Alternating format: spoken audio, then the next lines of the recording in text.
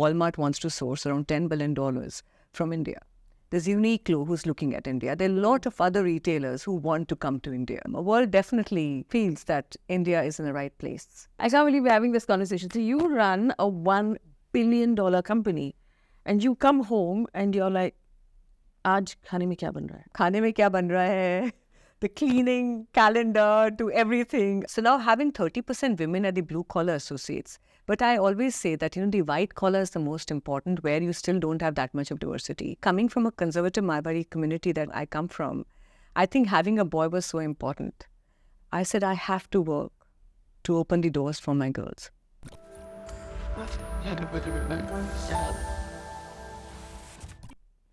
I'm in conversation with the CEO and MD of Welspun Living.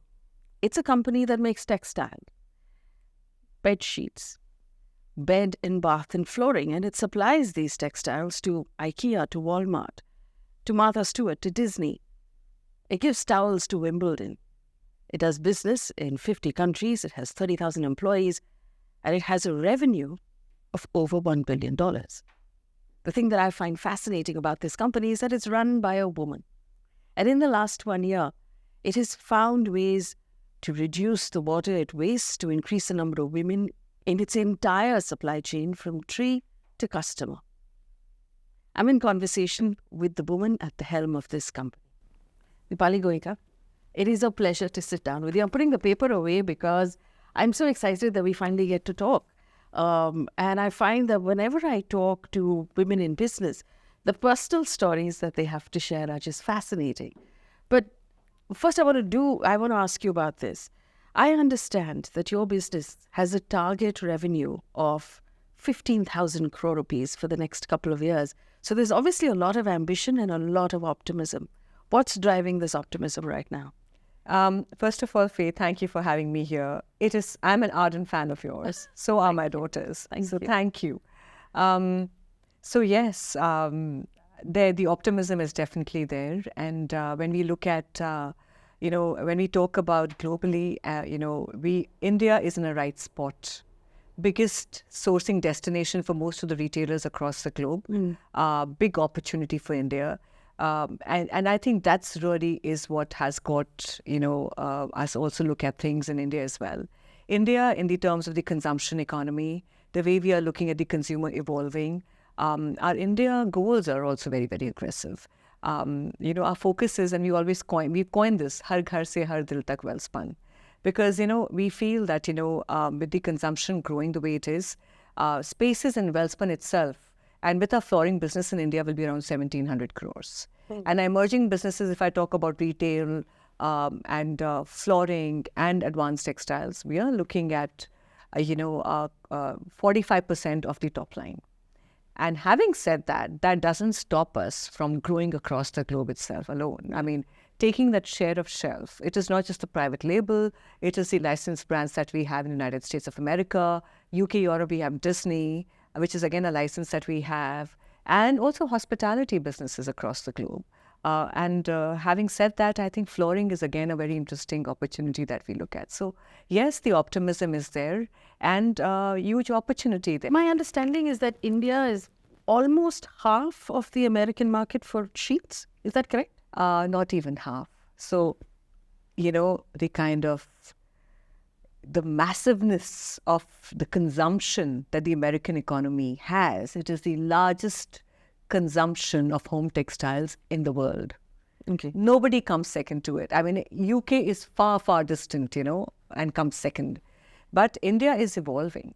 And, I think the roti, kapda or makan is now holding true to the Indian consumer. The aspiration. Look at the housing market, the way it is evolving. It is incredible. And that, that millennial and the Gen Z, I mean, we are the youngest population in the world and going to be for the next 20 to 30 years. And I think that's the power of economy. And that's the power of consumption that the world is looking at us, right?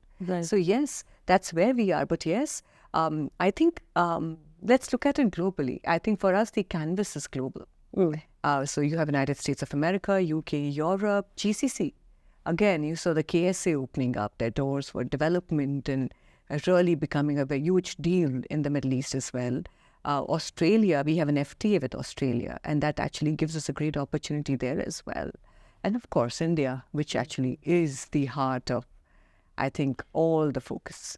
And it's in your mind, and we're talking about this a lot, right? In the media, we're talking about this in the country, that India is really taking her place right now globally as well. In your mind, in terms of the way we do business, the quality of the products that we're exporting right now, do you see that every day in business as well? I can tell you, we make the world-class products in India. We make made in India for the world and the world's best innovative products, which are even sustainable. So I can tell you that, we definitely are having that credibility now. It wasn't there, earlier when we started business in 1993.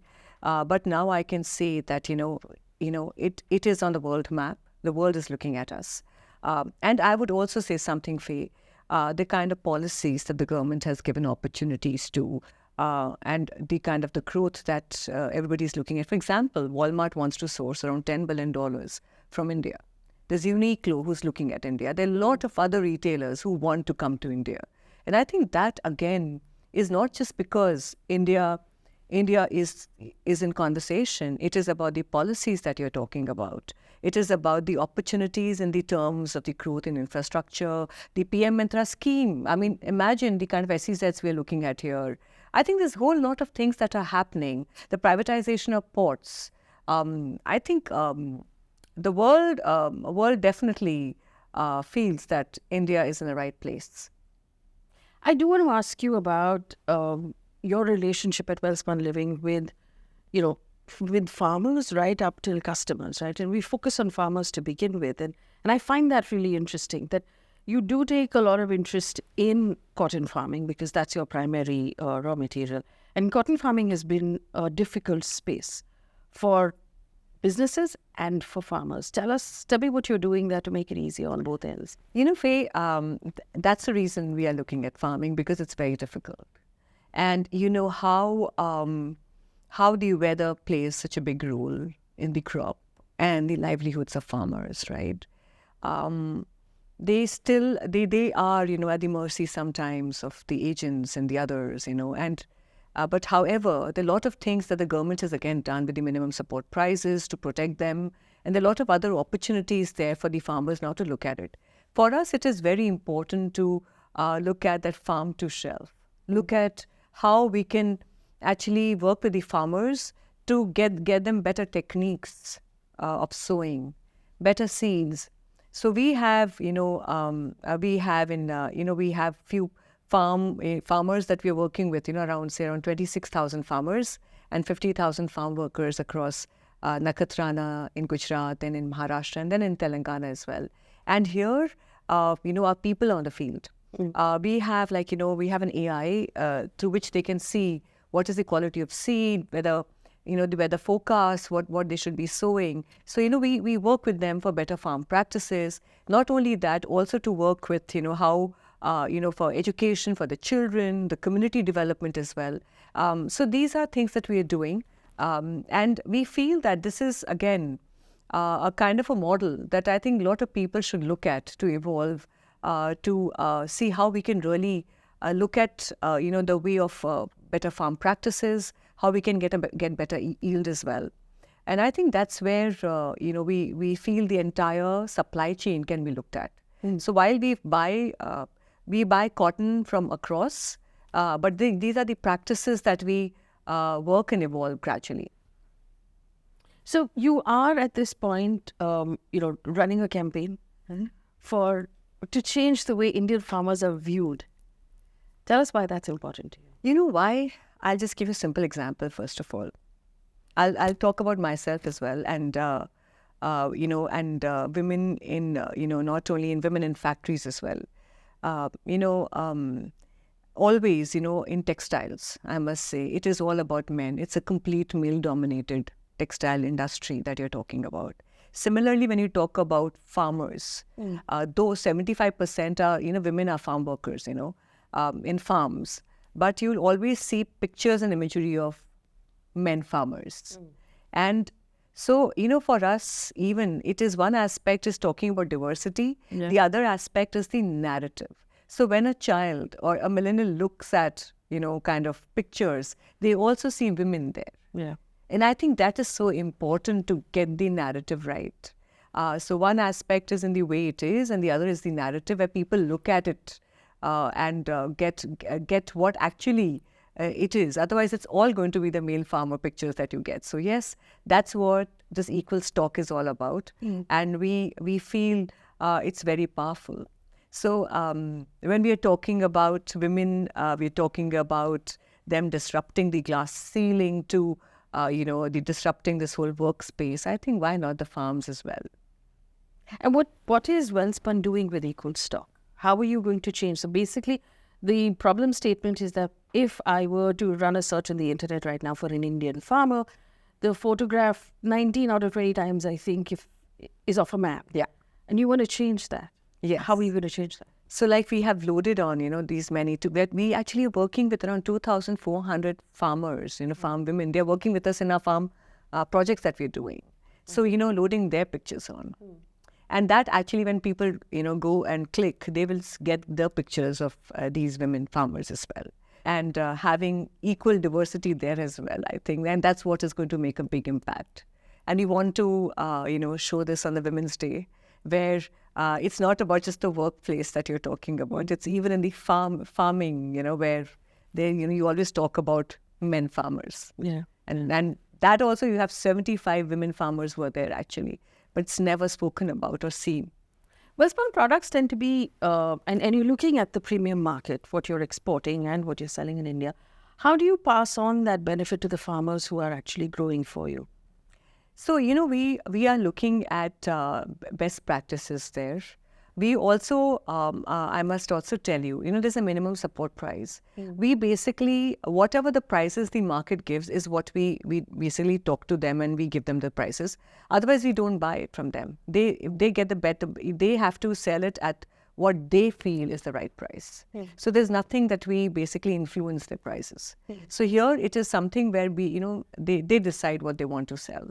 So I think that's where they get their, opportunity to sell at the price that they are looking at. So we give them the practices. We are basically doing it to get better farm practices into the being, and also about the better cotton initiatives. So that is very, very important to us. Because if you know that, the regular cotton is more, consumes more water vis-a-vis the better cotton initiative cotton that you have. So we are basically working on the BCI as a project. And they're all recognized by the BCI. And how does the BCI, because it's an interesting conflict for you, right? Your business depends on the cotton prices staying low. Because if they go very high, then that affects your margins. But if they stay very low, then it hurts the farmers. So how do you find that balance? And again, cotton is a water guzzling product. How are you, making sure that you stay sustainable at that level?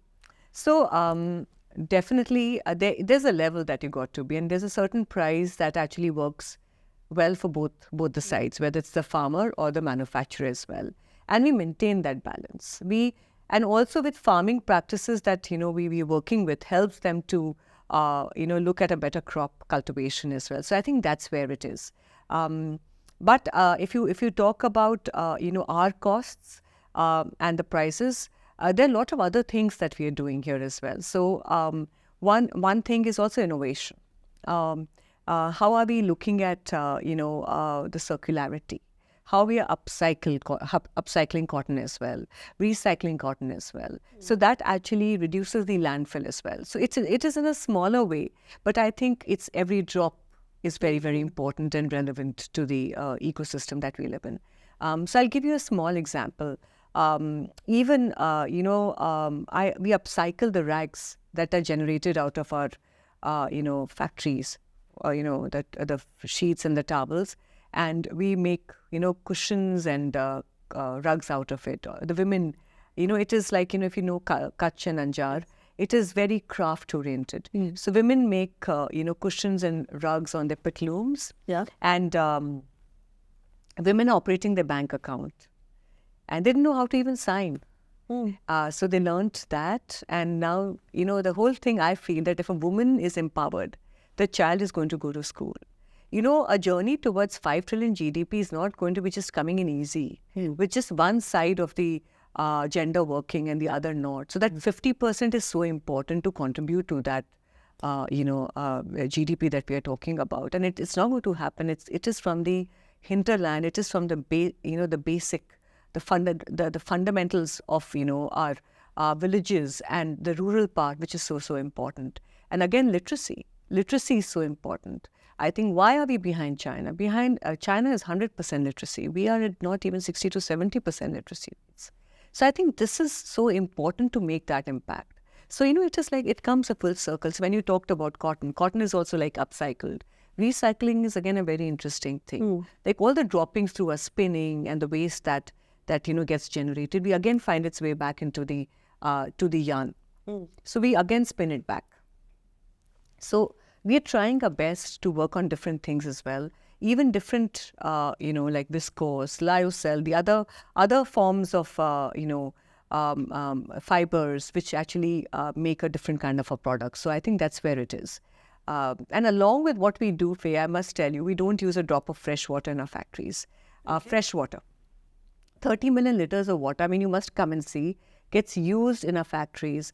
But, we get the water from sewage from the villages, and we pay royalty to the villages here so that they get potable water to drink, and the farmers get water for irrigation. So it is very interesting how we are getting that whole ecosystem together. Because otherwise, imagine you're making your textile product in an arid part of the country, and if there's no water and Narmada goes dry, you're still using water. How relevant is that, to the communities, and how impactful is that to the communities, We can still do that, but it's not, I mean, for us, I think, we always believe and that, we are the agents of change. I remember the time, 1993 was the time when we set up our first factory. That was in Vapi, and that was the time when license Raj was going and, India was opening. We set up a first towel factory. And that time, I think India didn't have any credibility of, whatsoever. And then comes 2003 when we set up this plant in Kutch after the devastating earthquake. And that's a time, as an organization, we decided, and with the resolve, we said, we have to be the agents of change. Any business cannot just exist. We cannot just be doing business. You have to be part of an ecosystem. Yeah, and you need to make that impact. So even our schools there, our communities there, I think all are so important to, grow with us as we grow. And I must congratulate you. You've just been named in CNBC's global list of 50 women change makers who head businesses. And part of their citation was the fact that you've changed the gender representation ratio within your business as well, from what was 3% to 25%? Is that correct? 30%. Congratulations on that. Tell me why that's important to you. And it's easy, and we've seen a lot of businesses do it. It's easy to do it in your corporate office. But there are a lot of other spaces, like your factory floors, for example. Tell me why that was important to you and how you managed to do it. Let me own it up. When I came into textiles, I didn't know anything about textiles. I didn't know how to buy cotton. I didn't know how to, what the processes were. But I knew the other side, who's buying is a woman, whether it was the customer or the consumer. Yeah. I decided I have to play on my strengths more than anything else. I don't know certain things. I will learn. it. And I did that. I rolled up my sleeves. I was on my shop floor. And that's where I learned everything. But what are my strengths? I know the woman better than anybody else. The other men who are around me, right? What is that can make a difference? And I feel the opportunity that exists is that, the IQ and EQ have to work together to complement. Okay. And I think that's where a woman comes into it. Give me an example of how that was a strength for you. So imagine if I'm, making, what is the story I'll be telling? It's not about manufacturing only. How are we making that product? What is relevant for the consumer in America or in UK and Europe? So now we have this brain trust that we work with, where we reach out to 3,000 home enthusiasts who we test our products with. Same in UK and Europe. In India as well. I'll give you a small anecdote here. When we launched a brand Welspun in India, the journey from that gamcha to our jaldi sukhaye towel of Welspun, we did a consumer research. And we called these women, and what were their problems? If I could have launched that 550 GSM towel, which I'm selling in America, it wouldn't have. And India mein, aap hinterland mein jaate hai, you will not get power. Yeah. You might have a washing machine. Okay? Water is not there available. They'll still wash the towel and with that typical way of washing it, right? So then, what can we do here better? So we made a towel which was a quick dry towel, which actually can dry faster. In Bombay, 6 months is rain. How do you dry that towel? So similarly, the same thing which we applied, that that I think a woman knows more than anybody else. And so we did these consumer researches here. So I think the relevance of that actually really helps. And that really makes a difference, Faye. And that's what I did, basically. Then sustainability for me was very important. Diversity for me was very, very important. And I felt that if you make a towel or if you make a sheet, how do you make that impact sustainably as well? So for me, that's a mandate. And I mean, our goals are very, very clear. By 2030, what are our goalposts and milestones for sustainability as well? A lot of people say that, being sustainable is expensive. Yeah. I said no. And I will still maintain that, because if you, look at the energy baskets, coal, it just goes, it has its peak, it has its trough. But imagine if you invest in solar power or, the hybrid power or the other things, you're making you can make an energy basket which can de-risk. There's so much that we can do with sustainability that can really be sustainable, not only for the planet, but also for you and business as well. So yes, that's the most important thing here. I just want to share one anecdote, and which I usually do, and which is my favorite one. I remember in 2011 and 12, there was a program that we were doing with one of the NGOs called Swasti and with Walmart. It was a Her Finance program that we're doing across the world. And one of my girls, her name was Avni Bhadra, she got chosen out of those 2,000 factories to go and represent. And for the first time, she traveled from Anjar to Arkansas. And, I can tell you, there's nothing that is more powerful than an example to lead by. Yeah. After Avni went, and there were so many girls who wanted to become these Avnis at our factories, and that's where this whole diversity started coming in a very full-blown way as well. So now having 30% women at the blue collar associates, but I always say that the white collar is the most important, where you still don't have that much of diversity. We have around 8% diversity in the white collar. And, if they're 30% here, so we want to reach to 12% here. And leadership, we have around 5 to 6% in the leadership. They're the CEOs, women CEOs, who are there in my company as well, or in the leadership positions. But I think there's so much more to be done there. It's fascinating, right? That there's better representation right now on the factory floor than there is in the boardroom. Yes. And people would have assumed it was the other way. No, it is not the other way. It is and even with a conscious attempt to change it. It's still yes, because there's so many other challenges, right? Like, when you come home, the other thing is that, the responsibility is all yours as a woman, right? I can't believe we're having this conversation. So you run a $1 billion company, and you come home and you're like, Aaj khane mein kya ban raha hai? Yes. I think everything. Khane mein kya ban raha hai? The cleaning calendar to everything. I mean, everything, of course. You got to do everything when you have to do. Wow. So I think we're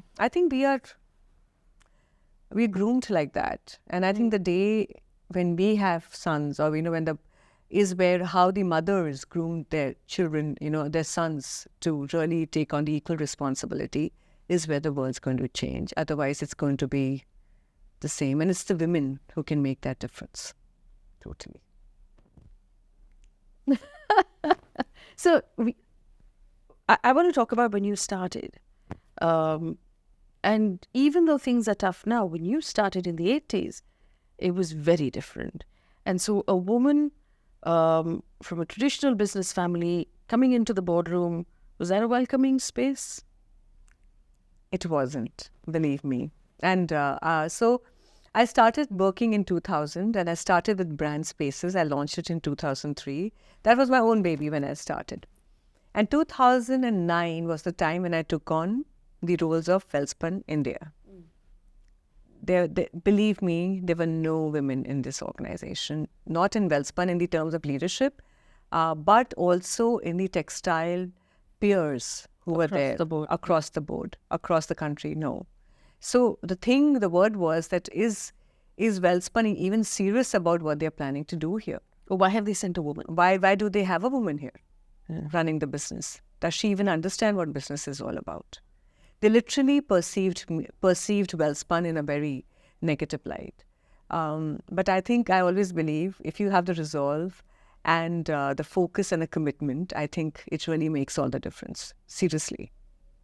So tell me this, and obviously you're doing a lot of business in India, you're doing a lot of business overseas, because you recently pitched and won Martha Stewart's business, you recently pitched and won Disney. Is there a difference? As someone who leads a business, as a woman who leads a business, is there a difference to the way you're perceived here and the way you're perceived overseas? I feel globally they're far more evolved now compared to even India now. I mean, I can tell you that, there are a lot of retailers where our product goes, and happy to share that we have this women-owned business package, kind of a logo that goes on those packages. So the respect that they have for women-owned businesses is tremendous. And really, that's something that that is really very, very heartening.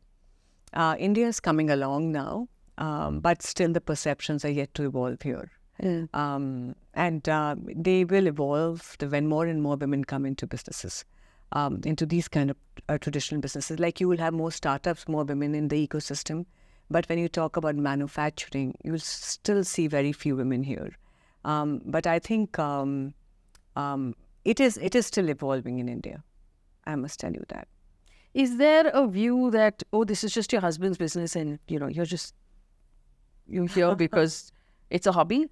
It sometimes comes across like that. And lot of times people just feel that I'm doing some designing, or I'm just marketing a few things here or there, and they still feel the same. I mean, that's what it is. So it is just the perception that a man gets vis-a-vis a woman, and I've seen it firsthand, and I said, okay, it's fine. It doesn't matter, because I think for me, to make that impact is most important. Everything will follow. So what do you tell yourself in your head every time you face something like this? And you've been at it for now 20 years. So you're a battle veteran at this point. What makes you, and it happens to all of us, right? You go into a space feeling confident, and someone says something, and for a minute there's a lot of self-doubt that creeps in, like, okay, why am I here? You have to sort of build yourself back up again. How do you do that? I just... I seriously just believe in myself. I actually go into that.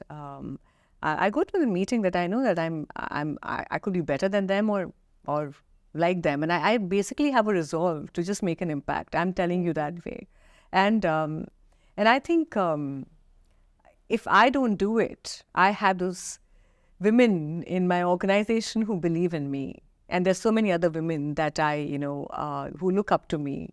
I hold myself responsible for that, and I really feel. I tell my daughters as well.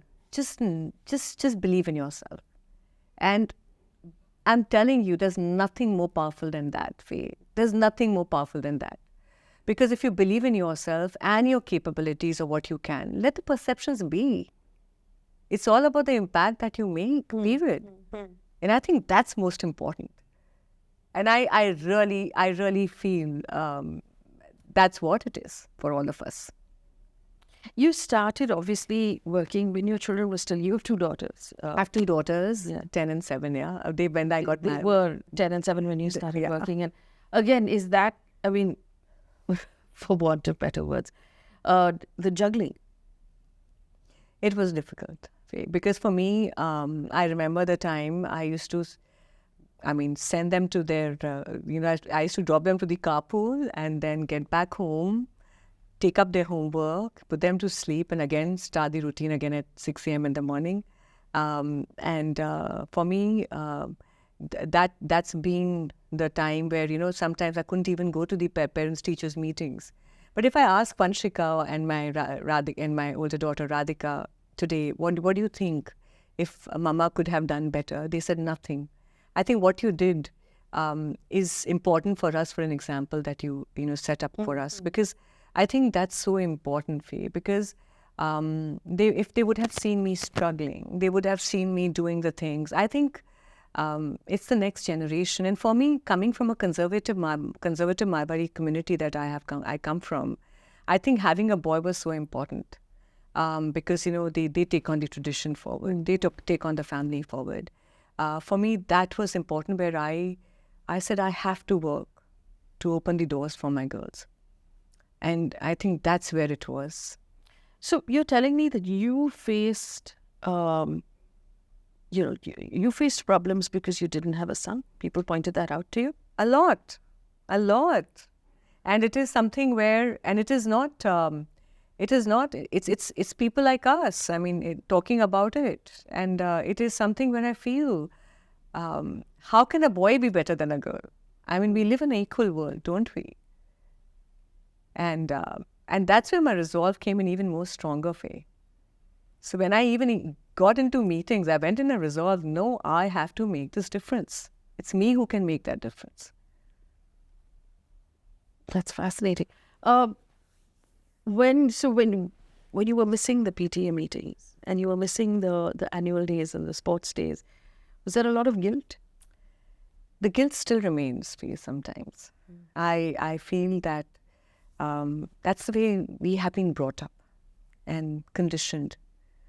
But maybe our girls won't be, because that's the way we have set them to be, and that's the upbringing we have given them. So I think it's going to be a better world, and it gets better as we go forward. But I think I still had that guilt, for sure. If you were to, at this point, and obviously, and I'm sure you're constantly building your daughters for a different world, if you were to give advice to the young people who are listening right now, and we're currently working on an India that's very different. It's very confident. It's taking on the world. The world is our oyster. Yeah. Right? How do we keep our feet on the ground while still being ambitious and, still looking at everything the world has to offer? Faye, I always tell my girls, and I tell everybody, believe in yourself. And there's one thing I also say, and I always believe, is never give up. And I'll tell you, the challenges will come. And they come. They so do. They do, right? But if you continue to be at it and never give up on that path, you will see success there. And also one more important bit that I feel, leaders make more leaders. And if you can support more women and more people along the way as you grow, is where you really make an impact. And it's across all the, kind of socioeconomic strata that I'm talking about. It's in the workplace that you are, in the communities that you are in. I think that's where it will really make a difference. And I say that it is so important for the young India that we are living in. It is the young country. It is the youngest country in the world. And if we can do this, is where it will be most powerful. I also believe that we learn more from our failures than we do from our successes, right? So with your permission, I'm going to ask you about a difficult time for your company, which was 2016, when you faced a problem with the sheets that were going out. It hit the valuation of the company. And it also hit the sort of value prospect of the company. Yeah. Tell us what happened and how you overcame it, because you did. Sophie, that was the toughest time for me. And I will say that, and I can tell you that was a mistake. And how I went and met all the retailers across. The biggest thing and the most difficult thing is to go and say that, yes, we bungled up and we made a mistake. But I led it from the front, and I sat with all the retailers globally that yes, we have bungled up, but within the next 2 months is where we're going to come back with a solution. And kept on checking on to what we can, and we kept on, we created the best traceability solution. The governance of ours became absolutely, very, very credible now. I mean, we now are completely with our Dow Jones Sustainability Index, Sustainalytics. So yes, that was the toughest time for me. But I think I could have crumbled. I could have also said that, now, I didn't need to go and own up then. I would have just been and said, no, it just was a mistake. I mean, in the sense of no, it was something that we have to correct ourselves. How do we take it forward and make it an opportunity, an example for the industry that, this is what you have to really, because these difficulties will come in. The traceability issue exists in the industry. Because it is a complex supply chain. So the blockchain traceability, the kind of the fiber, from where it is coming in from, the governance of the company, I think was so important because the whole credibility just crumbled. So I just led it from the front, reached out to all the customers, and I can tell you, today, that tough time taught us to become what we are today. I mean, our innovation to our sustainability to what we have in organization, really proud of what we've done here. Because I wouldn't have let it go just that way, ever. And is that where, I mean, you did say, of course, one of the things you keep telling your daughters is to never give up. Because when, and in business this happens, one bad step, and it just sort of has a domino effect on everything else. But to say, you know what, I'm personally going to meet with every single client. I'm personally going to own up. I'm personally going to fix this. It takes a massive amount of strength. Is that the strength you think that, people should remember in tough times, that just face it, go through it, come out the other side? You got to face it, really take it, completely lead the company from the front. Faye, it is so important because that's where we'll give the people the strength. I mean, imagine, if I didn't do it, who would have done it? And my people who believe in me. I think as a leader, I had to, that was my responsibility. And own it, but you find, and find a solution and make an organization which is well worth that, for the people to invest their time in that company that they're working for and make them proud of that company that they're working for. I think that is so important. One last thing I am going to ask you. Obviously, I asked you for your advice for young people, but when we're talking about people on your factory floor, people, the farmers that you do business with, the customers who you don't meet personally, who are buying your products and using your products, they're part of their daily life. What is that message from Welspun that you want to give them? I can tell them that, we're really proud of the company that we have, where, we're proud of the products that we make. I hope you love our quality that we do, because each one is made very, very carefully and with our people, by our people who really take pride in what they do. It is made sustainably. It is made being aware of the environment that we work with. And I can say that we make the world's best products. Dipali, congratulations on all of your success, and I wish you very best in the future. Thank you, Faye. Thank you.